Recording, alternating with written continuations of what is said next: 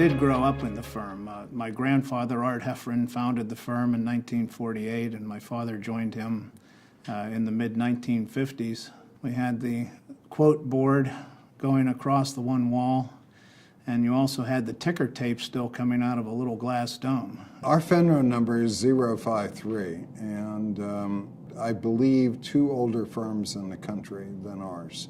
So we've been around for a long time.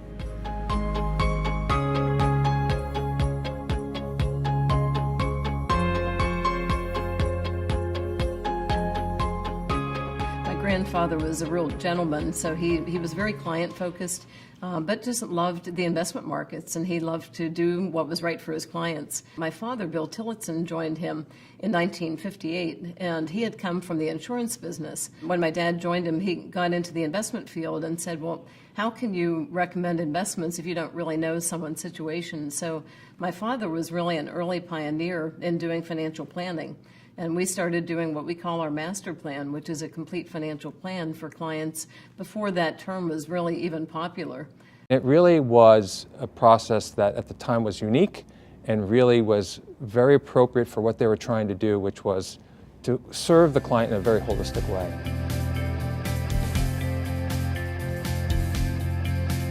Succession planning, I think, is really part of our DNA, which is something that is unique in terms of what Hefren-Tillotson has done, because I think, ironically, within our industry, many financial advisors are working with clients on their own succession planning, only to find out that within their own firm, they failed to do so.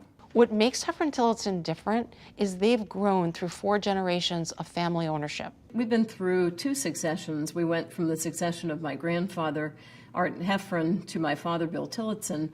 My father then was in charge for a very long time, and my father, when he was in his 60s, decided that he needed to start transitioning the leadership.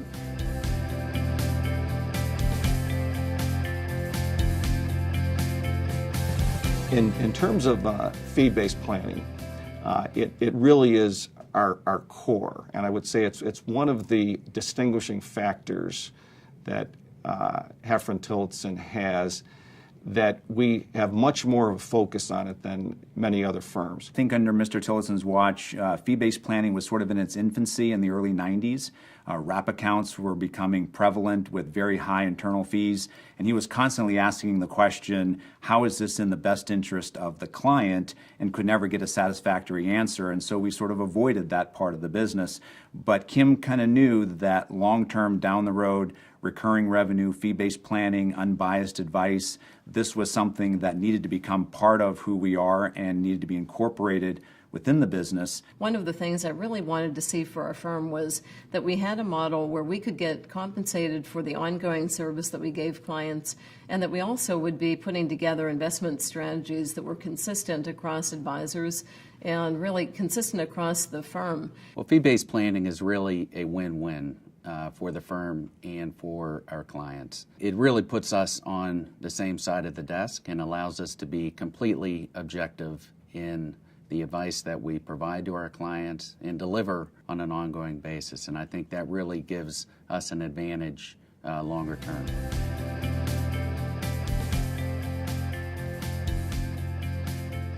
Today we have 6 offices, we have over 200 employees, and we've really built out the divisions. When we went to the fee-based planning, some of the other things we were doing were building out our investment advisory group.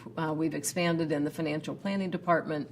We have a great insurance department. So we have grown with all those departments supporting the client-advisor relationship. And I really think that's what's allowed our advisors to also grow their business, because they're supported by such a great team.